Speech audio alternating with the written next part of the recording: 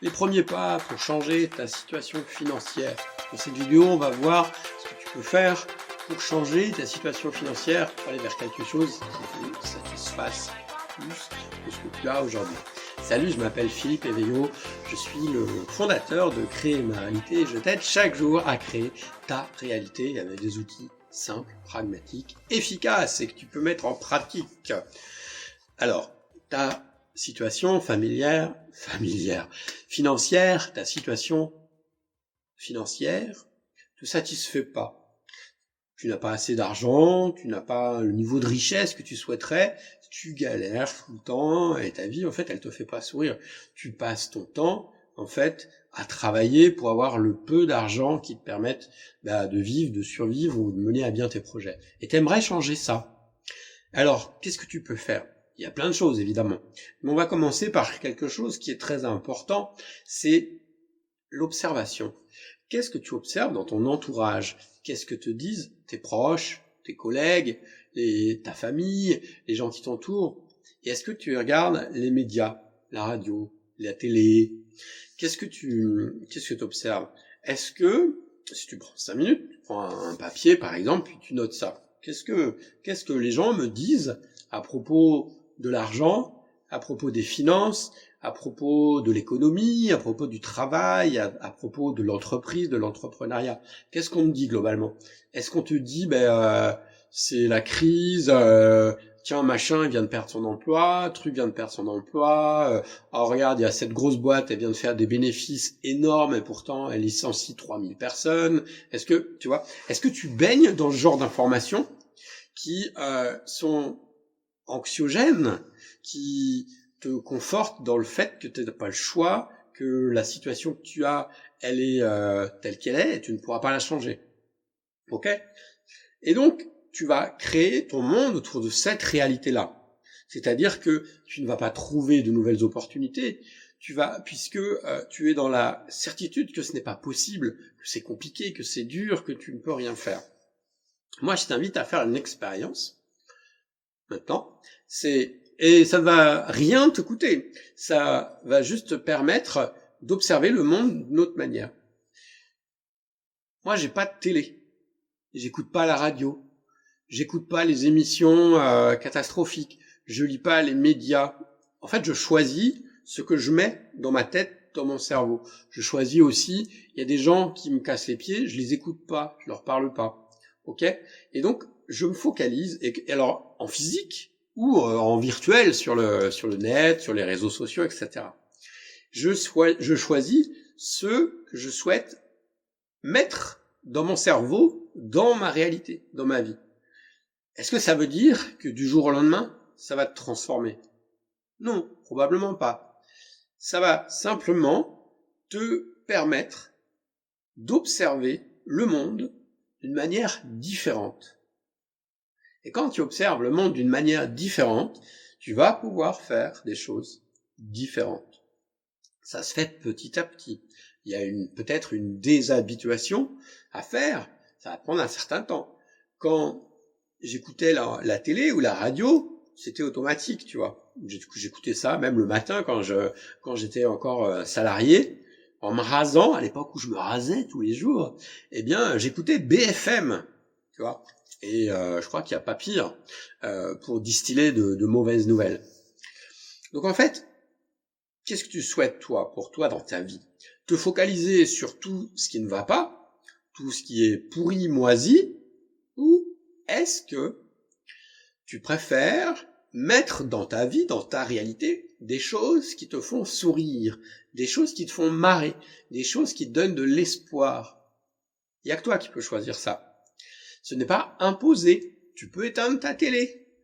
Tu n'es pas obligé, si tu es attaché à ta télé, tu peux choisir de regarder juste des choses qui t'intéressent réellement. Tu peux choisir en fait, plutôt que de subir les choses.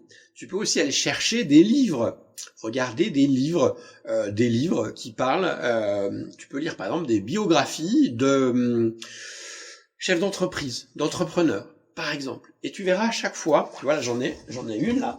C'est pas une biographie. Je te mettrai le lien, si tu veux. Le Code des milliardaires. En fait, c'est dans ce livre-là, il y a une dizaine de milliardaires qui sont analysés.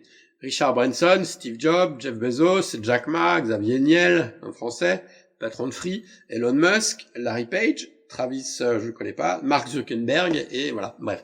Et à quoi ça sert de lire ça? Ça sert à te rendre compte que tous ces gens-là, quand ils ont commencé, en fait, ils n'avaient pas spécialement d'argent, ils n'étaient pas forcément riches. Et aussi, surtout, ce qui est intéressant, c'est de voir leur parcours. Les gars, donc il y a certains là de ces gens-là qui sont des numéros 1 mondiaux dans leur catégorie, ça leur est pas arrivé tout cuit dans le bec. Ils ont eu des épreuves, ils ont eu des échecs, ils ont eu des tas de problèmes, des tas d'ennuis. Mais au premier échec, ils se sont pas dit « Ah, c'est bon, j'arrête, ça n'a pas marché, je laisse tout tomber, je retourne comme salarié. » Et il y en a un là, notamment, c'est Jack Ma. Jack Ma, c'est le fondateur de Alibaba, AliExpress. C'est les supermarchés chinois, l'usine du monde. Eh bien, ce gars-là, il a été viré de toutes les écoles. Quand en Chine, il y a eu des boulots, c'était pour je crois que c'était un Kentucky Fried Chicken. Il y avait 40 postes à pourvoir. Il y a 39, ou je sais pas, 40 postes à pourvoir. Il y a eu donc 40 interviews, il y en a 39 qui ont été pris, sauf lui. Il a plein d'histoires comme ça, et il s'est pas arrêté, il a continué. Donc voilà, c'est aussi toi, si tu passes ton temps, ou une partie de ton temps, à regarder des choses qui t'intéressent, à regarder les exemples de succès dans ton domaine, dans le domaine qui t'intéresse, plutôt que de te focaliser sur toutes les merdes, ça va t'aider. Ça va commencer à t'ouvrir les yeux, et puis tu vas pouvoir rajouter des outils à ça. Tu vas pouvoir te demander quoi d'autre est possible. Quelles sont les possibilités que je n'ai pas encore considérées pour gagner de l'argent, par exemple? Qu'est-ce que j'ai pas encore considéré? Est-ce que je peux lancer une activité complémentaire depuis chez moi? Moi, c'est ce que je propose, par exemple. Tu peux lancer une activité complémentaire. Je mettrai dans la description un lien vers un site qui n'est pas Créer ma réalité, c'est un autre site où je parle de business pour que les gens puissent lancer des activités depuis chez eux. Et toi, tu peux faire ça en étant chez toi. T'as pas forcément besoin de démissionner si t'as un boulot, tu vois. Tu te lances, tu te formes, t'apprends, tu fais des essais, il y a des trucs qui marchent, des trucs qui marchent pas. Puis à un moment, quand ça marche bien, peut-être tu peux quitter ton boulot ou faire autre chose. Disons que ça te donne une liberté de choix. En tout cas, tu ouvres les yeux, tu dis, il y a des possibilités. Alors tu peux, par exemple, si tu es un fervent joueur de loto ou de course, peut-être plutôt que de mettre ton budget course ou loto chaque semaine, si tu fais le calcul, vois à peu près que tu es toujours perdant. C'est comme ça que ça marche, hein, le loto et